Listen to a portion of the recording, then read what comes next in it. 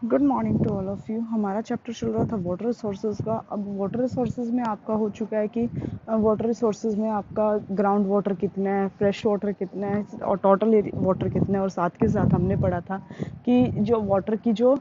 ये क्या बोलते हैं इसको, डिमांड है, वो इरिगेशन या एग्रीकल्चर में किस तरह की डिमांड है, उन सभी चीज़ों को बारे में हमने यहाँ पर डिस्कस किया था। अब आगे हम बात करते हैं एमर्जिंग वाटर प्रॉब्लम्स के बारे में, यानी हमें किन किन वाटर प्रॉब्लम्स का यहाँ पर सामना करना पड़ता है। अब इसमें बताया कि रैपिड ग्रोथ इन पॉपुलेशन के अंदर बहुत ज़्यादा ग्रोथ होने की वजह से और साथ के साथ पोल्यूशन के सोर्सेज भी काफ़ी सारे होने की वजह से, जैसे इंडस्ट्रीज़ हो गया, एग्रीकल्चर हो गया या फिर डोमेस्टिक सोर्सेज हो गए, उन सभी की वजह से हमें यहाँ पर एक तरह से काफ़ी सारी वाटर प्रॉब्लम्स देखने को मिलती है, जिसकी वजह से पर कैपिटा जो अवेलेबिलिटी है वाटर की इंडिया के अंदर, वो डे बाय डे डिक्रीज होती जा रही है। यानी जब पोल्यूशन जो वाटर है वही पोल्यूटेड होना शुरू हो जाएगा, तो यहाँ पर जो है जो इनकी जो पर कैपिटा जो इन्वेस्टमेंट है वाटर की, वो क्या हो जाएगी, कम होनी शुरू हो जाती है। नेक्स्ट इसने बताया है कि इसका रीज़न क्या है, करंट सिचुएशन क्या है। यहाँ पर हम क्या है पूरी तरह से किसके ऊपर डिपेंड है, ग्राउंड वाटर के ऊपर डिपेंड है। अप्रॉक्सीमेटली 85% हम किसके ऊपर, टोटली हम ग्राउंड वाटर के ऊपर डिपेंड है, जिसकी वजह से हमें हमारा जो ग्राउंड वाटर है वो डे बाय डे कम होता जा रहा है। नेक्स्ट आता है over existing of ground water for irrigation. हम डोमेस्टिक यूज़ के लिए तो है ही है, साथ के साथ हम इरिगेशन के लिए भी हम किसके ऊपर, ग्राउंड वाटर के ऊपर डिपेंडेंट है।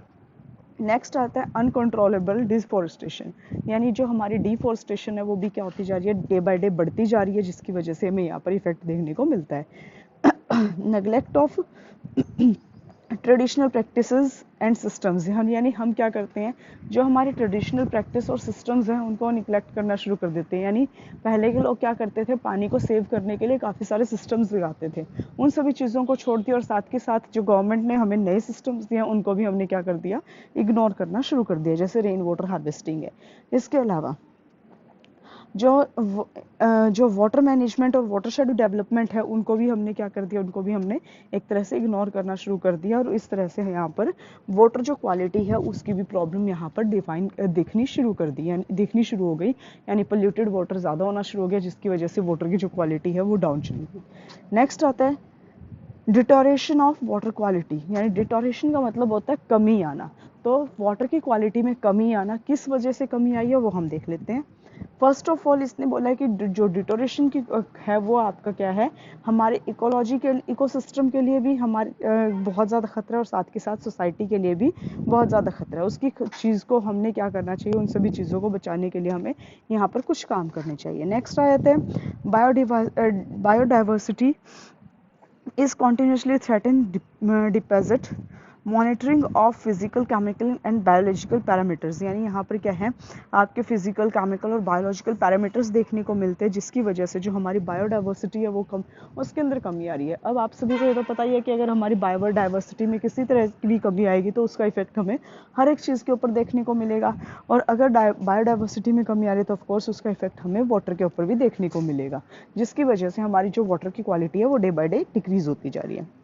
To help countries meet sustainable development goals, यानी हमें क्या करना चाहिए, जो हमारी कंट्री है उसको सस्टेनेबल डेवलपमेंट गोल्स की तरफ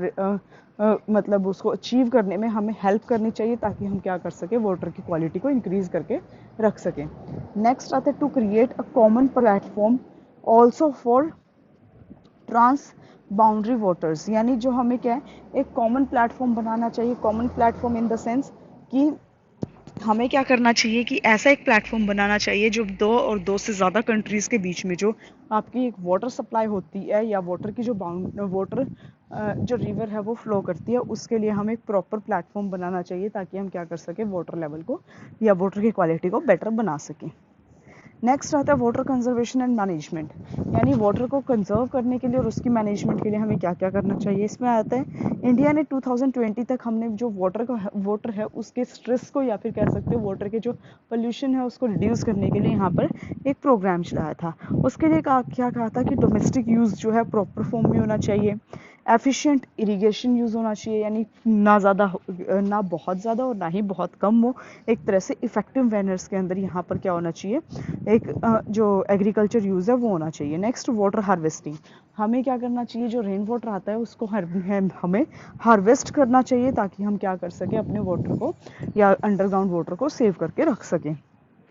नेक्स्ट आते हैं decline of water, marine water, यानी हमें जो समुद्र का पानी है उसको हमें ख़राब होने से बचाना चाहिए, उसके अंदर जो है ज़्यादा इफेक्शन नहीं होनी चाहिए। नेक्स्ट फॉरेस्ट कंजर्वेशन, अगर फॉरेस्ट कंजर्व रहेंगे तो हमारा जो वाटर है वो रेगुलेटर फॉर्म में क्या होता रहेगा, जो इसके रूट स्ट्रक्चर्स हैं वहाँ से हमारे उसमें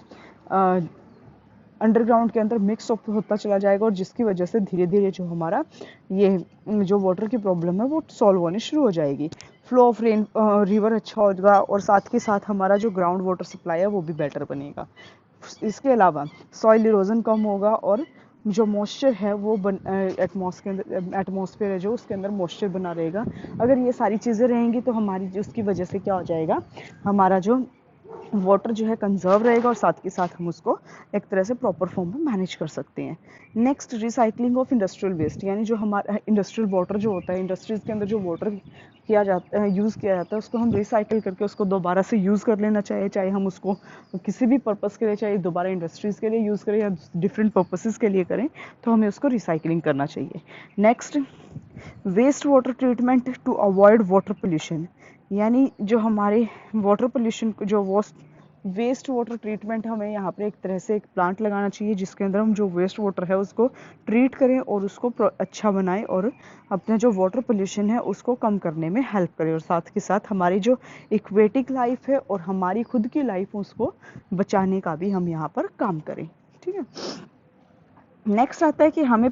जो वाटर पोल्यूशन है उसको प्रिवेंट करने के लिए क्या क्या काम करनी चाहिए। इसके लिए हमें ध्यान रखना चाहिए कि हम सिंक हॉल्स में या फिर आप कह सकते हो टॉयलेट्स में क्या चीज़ें थ्रो कर रहे हैं जिसकी वजह से हमारा वाटर जो है वो ख़राब हो रहा है। नेक्स्ट हमें ये देखना चाहिए कि हम क्या है घर के अंदर ऐसे प्रोडक्ट्स यूज करें जो आपके इको फ्रेंडली और साथ के साथ उसका इन्वायरमेंट के ऊपर इतना ज़्यादा इफेक्ट ना पड़े। जैसे इसके अंदर जो वॉशिंग पाउडर्स आ गए, हाउस होल्ड क्लीनिंग एजेंट्स आ जाएंगे, टॉयलेटर्स आ जाते हैं, तो ये सारे के सारे आपके ऐसे होना चाहिए जो कि अगर आपका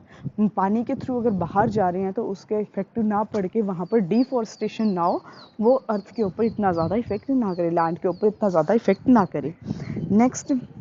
हमें बहुत ज़्यादा ध्यान रखना चाहिए कि हम जो फर्टिलाइज़र्स और पेस्टिसाइड्स डाल रहे हैं उनका ओवर यूज़ ना करें, बस उतना यूज़ करें जितना हमें ज़रूरत है। अगर हम प्रोडक्शन के लिए ज़्यादा यूज़ करेंगे तो जिसकी वजह से हमारी जो लैंड है एक टाइम पीरियड पे वो डिफॉरेस्टेट होना शुरू हो जाती है। नेक्स्ट आते हैं कि हमें क्या करना चाहिए कि हमें जो प्लास्टिक्स होती है या फिर जो दूसरी चीज़ें हैं वो हमें रिवर्स हो गई, लेक्स हो गई, ओशंस हो गई, इनके अंदर हमें नहीं फेंकनी चाहिए जिसकी वजह से हमारा जो वाटर पोल्यूशन है वो इंक्रीज़ होता है। नेक्स्ट आता है प्रिवेंट वाटर पोल्यूशन। इसके अलावा हमें क्या करना चाहिए, वही चीज़ें बता रखी है कि हमें केमिकल्स, एनर्जी, मैन्युफैक्चरिंग प्रोडक्ट्स इनको हमें कम यूज़ करना चाहिए, और हमें अगर यूज़ करना चाहिए तो हमें बहुत ध्यान से उसका यूज़ करना चाहिए। नेक्स्ट जो हमें वेटलैंड है और राइपेंस हैं उनको हमें उनके हैबिट्स को उनको कंट्रोल करना चाहिए, और साथ ही हैबिटेट्स को कंट्रोल करना चाहिए, और साथ के साथ हमें क्या करना चाहिए, वहाँ पर उनको प्रोटेक्ट करके रखना चाहिए। नेक्स्ट मिनिमाइज़ कर देना चाहिए आपके एग्रीकल्चर जो केमिकल्स यूज़ होते हैं, चाहे आपके इसमें फर्टिलाइज़र्स हो जाएं और आपके पेस्टिसाइड्स हो जाए या फिर सॉइल स्टेबलाइजर्स हो जाएं, उन सभी चीज़ों को हमें कंट्रोल करना चाहिए ताकि हम क्या कर सकें, अपनी लैंड को डिफॉरेस्टेट होने से बचा सके, और साथ के साथ जो इरिगेशन की हेल्प से जो वाटर जो है आपका अंडरग्राउंड जाता है और अंडरग्राउंड वाटर को पोल्यूट करने का काम करता है वो हम रोक सके। नेक्स्ट आता है इसके अंदर जो स्टॉर्म रेन जो रन ऑफ होता है उसके सिस्टम को हमें डेवलप करना चाहिए। इफ़ेक्टिवली डेवलप होने की वजह से, यानी एक तरह से जो हमारा पानी आता है बारिश की वजह से आ गया या दूसरी किसी भी रीज़न की वजह से पानी आता है वो बहुत तेज़ी से बहता हुआ चला जाता है। ज़्यादा तेज़ी से बहने की वजह से वो हमारे पोर्स के अंदर, यानी जो अर्थ के जो पोर्स होते हैं उनके थ्रू हमारा अंडरग्राउंड नहीं हो पाता, तो इसी वजह से हमें उसके जो रन ऑफ है उसको थोड़ा सिस्टम को डेवलप करना चाहिए और इफ़ेक्टिव मैनर के अंदर उसको एक तरह से बेटर बनाना चाहिए। नेक्स्ट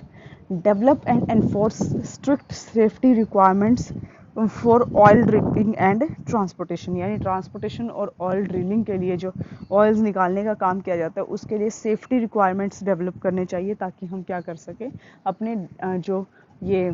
क्या बोलते हैं अंडरग्राउंड वाटर है या फिर ओशियनिक वाटर या आसपास का जो एरिया है उसको ख़राब होने से बचाया जा सके।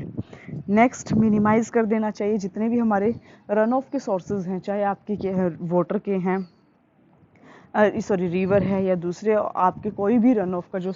सोर्स है उसको हमें मिनिमाइज़ कर देना चाहिए। यानी जैसे रिवर है उसके अंदर से हमें, रिवर हो गया, कैनाल हो गया, उसके अंदर से हमें पानी निकाल कर उसको ज़्यादा यूज़ नहीं करना चाहिए, उसको हमें एक प्रॉपर फॉर्म में यूज़ करना चाहिए। नेक्स्ट आता है treat water purities release the environment, मतलब जो हमारा एनवायरनमेंट है उसके अंदर हमें वाटर को हमारे एनवायरनमेंट के अंदर हमें वेस्ट जो वाटर ट्रीटमेंट है उसको हमें मतलब एक तरह से डेवलप करना चाहिए, ताकि हमारा जो वाटर है वो ठीक हो सके, हमारी एनवायरनमेंट के ऊपर कोई ज़्यादा इफ़ेक्ट ना पड़े और हमारा जो ग्राउंड वाटर लेवल है वो भी बेटर बन सके। नेक्स्ट आता है वाटर एक्ट। वाटर एक्ट 1974, इसमें क्या हुआ, गवर्नमेंट ने हम काफ़ी सारे वेरियस स्टेप्स उठाए ताकि क्या कर सके, मिनिमाइज़ कर सकें रिवर और रिवर के अंदर जो पोल्यूशन होता है उसको और वाटर पोल्यूशन दोनों को हम क्या कर सके, मिनिमाइज़ कर सके। पर कुछ ऑब्स्टेकल्स की वजह से हम इसको इफेक्टिव मैनर के अंदर यूज़ नहीं कर पाए। तो जो ये एक्ट था वाटर एक्ट वो 1974 के अंदर लेकर आए थे, और एनवायरमेंटल प्रोटेक्शन एक्ट 1986 के अंदर वो भी अनसक्सेसफुल रहा था 1997 में। और आपका क्योंकि क्यों अनसक्सेसफुल रहा था, क्योंकि आपकी 251 जो पोल्यूशन फैक्ट्रीज़ हैं वो आपकी रिवर्स और लेक साइड के ऊपर बननी शुरू हो गई थी, जिसकी वजह से वहाँ पर ये चीज़ इफ़ेक्टिव नहीं हो पाई थी कि हम वाटर लेवल को बेटर बना सकें, रिवर को बेटर बना सकें, हम ये सारी चीज़ें वहाँ पर इफ़ेक्टिव नहीं हो पाई थी। फिर वाटर केस एक्ट आया था 1977 के अंदर, जिसके अंदर हमने क्या किया था, जो प्रिवेंट करना था वाटर पोल्यूशन को, जो हमारे वाटर पोल्यूशन हो रहा है उसको रोकने के लिए हमने यहाँ पर एक एक्ट बनाया था। ये भी इतना इफ़ेक्टिव नहीं हो पाया था। उसका रीज़न क्या था,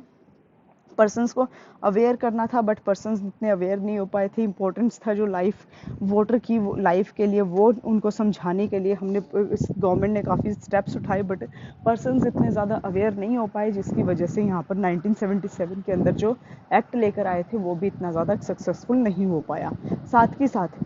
यहाँ पर कहा गया था कि जो पोल्यूटेंट्स हैं एग्रीकल्चर के एक्टिविटी के अंदर या फिर इंडस्ट्रियल डिस्चार्ज हम करते हैं, उसको हम क्या करना चाहिए, उसको रिड्यूस करना चाहिए, ताकि हमारा जो रिज़ल्ट है वो बेटर हो सके। बट आज के टाइम पीरियड भी हम सिर्फ और सिर्फ कहते हैं कि रिड्यूस करना चाहिए, आज के टाइम पीरियड भी वो भी बहुत ज़्यादा इफेक्टिव मैनर के अंदर उसको यूज़ किया जा रहा है। यानी पोल्यूशन, इंडस्ट्रियल पोल्यूशन भी बहुत ज़्यादा, और साथ के साथ एग्रीकल्चर के अंदर भी जो इंडस्ट्रीज जो फर्टिलाइजर्स और पेस्टिसाइड्स वगैरह डाले जा रहे हैं वो भी काफ़ी क्वांटिटी में डाले जाते हैं, जिसकी वजह से आपका ग्राउंड वाटर भी ख़राब हो रहा है, और साथ के साथ जो आपका रिवर वाटर है वो भी आपका ख़राब होता जा रहा है। तो ये आपका कंसेप्ट था यहाँ तक, जिसके अंदर हमने पढ़ा इसके जो वाटर के रिगार्डिंग प्रॉब्लम्स उनको सॉर्ट आउट करने की मेथड्स, और साथ के साथ जो इसके एक्ट, जो वाटर से रिलेटेड जो एक्ट बनाए गए थे। ये आपका कंसेप्ट यहाँ तक है आज। बाकी नेक्स्ट हम कल करेंगे। इसमें कोई क्वेरी है तो आप मुझसे कंफर्म कर सकते हो। ओके।